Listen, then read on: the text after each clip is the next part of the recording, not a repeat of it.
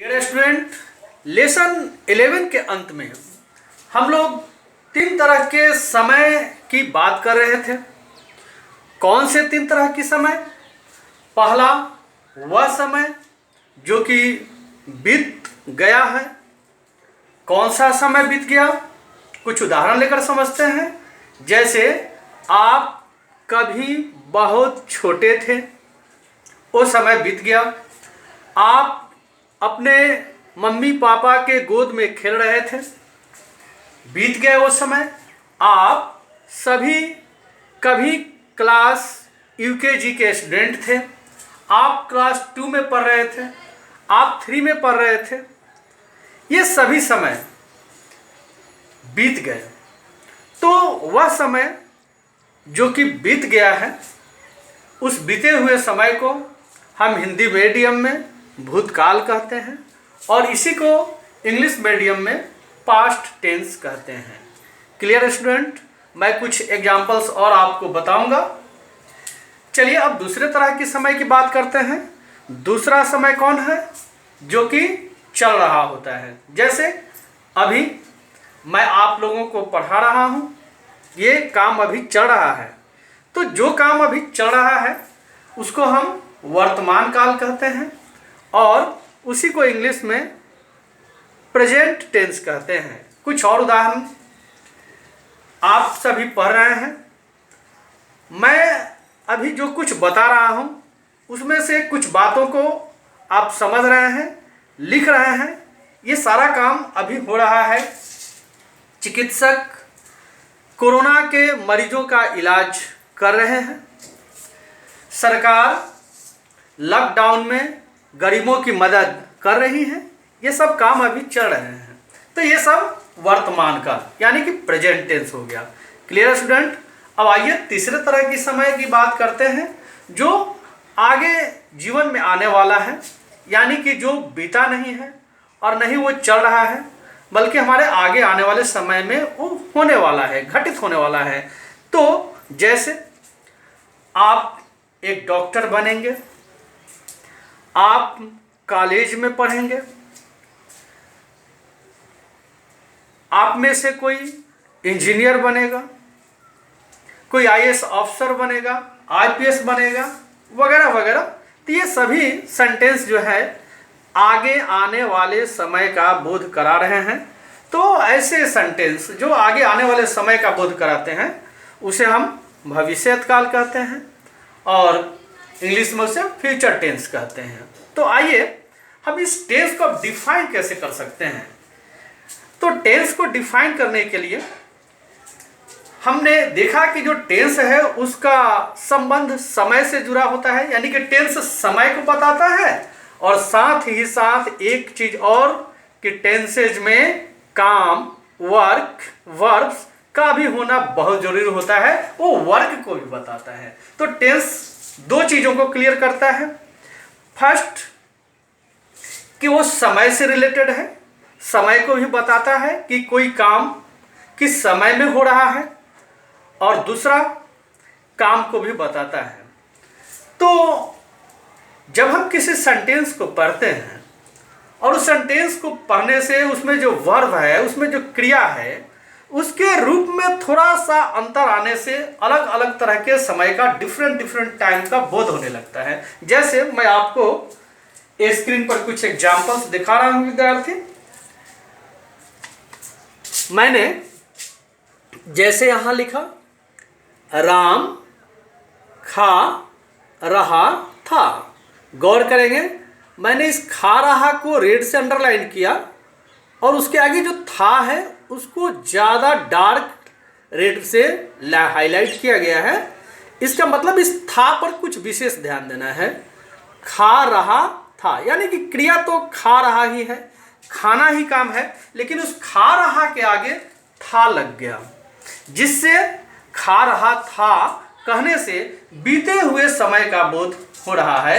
यानी कि क्रिया का यह रूप वर्ब का, इंग्लिश में तो इसे वर्ब कहेंगे, तो हिंदी में क्रिया का यह जो रूप है खा रहा के बाद जो था लगना, इससे बीते हुए समय का बोध हो रहा है। यानी यह पास्ट टेंस का इशारा हमें कर रहा है। ठीक है, फिर नेक्स्ट सेंटेंस देखिए, मैंने लिखा सेंटेंस वही है, राम खा रहा है।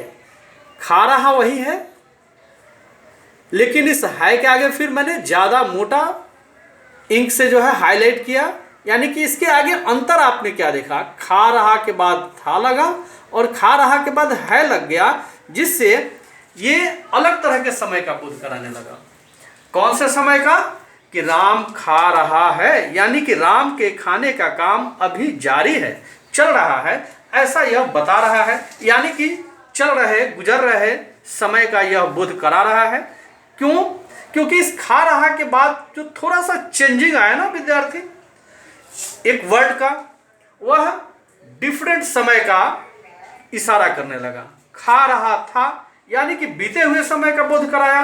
फिर खा रहा जो क्रिया है उसके आगे जब है लग गया, थोड़ा सा अंतर आ गया एक शब्द से, तो वह एक अलग समय का बोध कराने लगा, जिसको हम वर्तमान काल कहते हैं, यानी कि ये काम अभी चल रहा है। फिर देखिए सेम सेंटेंस है, और तीसरे एग्जाम्पल पर हम ध्यान देंगे, राम खाएगा।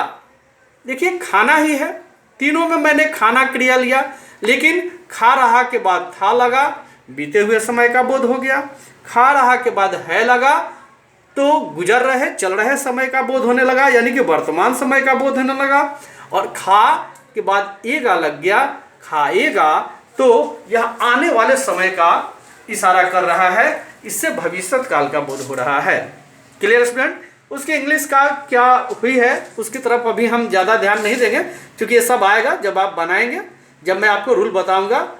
वैसे आप अभी फिलहाल इसको देख सकते हैं कि राम खा रहा था, राम वाज ईटिंग, राम खा रहा है, राम इज ईटिंग, राम खाएगा क्या होगा, राम विल इट। क्यों, कैसे हो रहा है आगे आप समझेंगे। अभी तो हम लोग पहचान रहे हैं कि जो टेंसेस के टाइप्स हैं, जो काइंड्स हैं, वो तीन किस तरह से हम पहचानेंगे, और टेंस हमें किन दो चीज़ों को बताता है।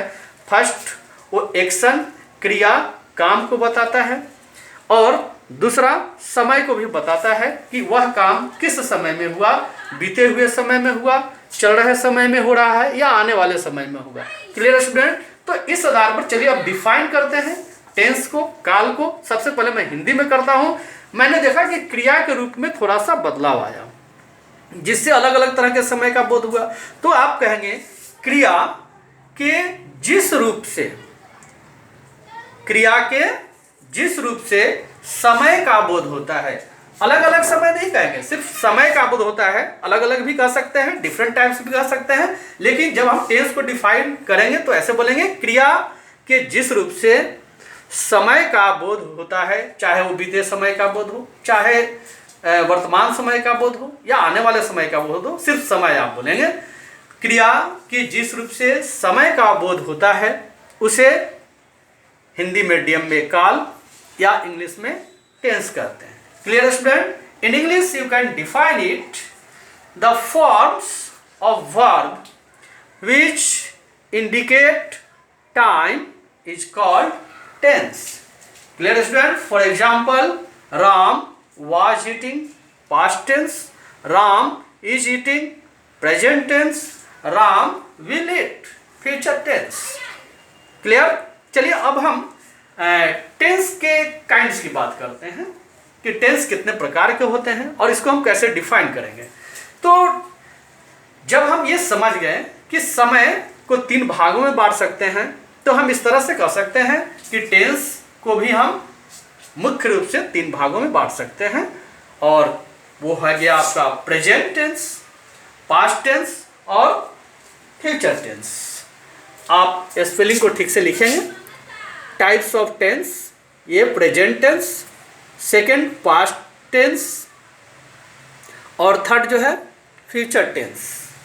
Clear student? सॉरी, ये टेंस, पास्ट में मैंने मिस्टेक से टाइम लिखा हुआ है, इसको आप टेंस बना लेंगे। मैं बना दे रहा हूँ TNSE, पास्ट टेंस। अब चलिए प्रेजेंट टेंस को भी डिफाइन करना आपके लिए बहुत आसान हो गया, हम तीनों को तो समझ गए हैं। प्रेजेंट टेंस को आप कैसे डिफाइन करेंगे? The form of verb which indicates present time is called present tense. For example, यानी कि क्रिया के जिस रूप से बीतते हुए समय का बोध होता है उसे प्रेजेंट टेंस कहते हैं। एग्जाम्पल में आप बहुत सारा लिख सकते हैं, रहा है, रही है लगा करके। जैसे आप कह सकते हैं राम खा रहा है, तुम पढ़ रहे हो, मैं पढ़ा रहा हूँ, लता गा रही है, वगैरह वगैरह। Clear student? अब पास्ट टेंस को कैसे डिफाइन करेंगे हम?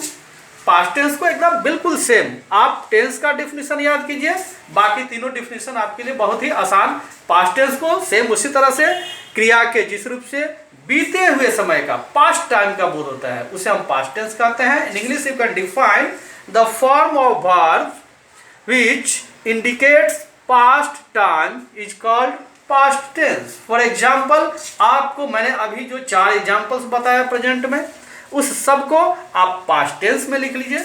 मैं लिख रखा हूं, उसे आपको स्क्रीन पर एक बार दिखा देता हूं। अगर कहीं स्पेलिंग मिस्टेक हो तो आप उसको वीडियो को पॉज करके आप लिख लेंगे। अब चलिए फ्यूचर टेंस को डिफाइन करते हैं। भविष्यत काल को क्रिया के जिस रूप से आने वाले समय का बोध होता है उसे फ्यूचर टेंस कहते हैं। In English you can define it as the form of verb which indicates the coming time is called past tense. For example, Ram खाएगा, राम will eat, मैं पढ़ाऊंगा, I will teach. Clear student? इस तरह से और भी बहुत सारे फ्यूचर टेंस के आप एग्जाम्पल बोलिए ना। राम खाएगा, मोहन जाएगा, मैं नहाऊंगा, पिताजी दिल्ली जाएंगे, वगैरह वगैरह। बहुत सारा गा गेगी लगा करके आप सेंटेंस को बनाते जाइए, बहुत सारा एग्जाम्पल्स आपके सामने उपस्थित हो जाएगा। ठीक है स्टूडेंट? अब चलिए हम उसके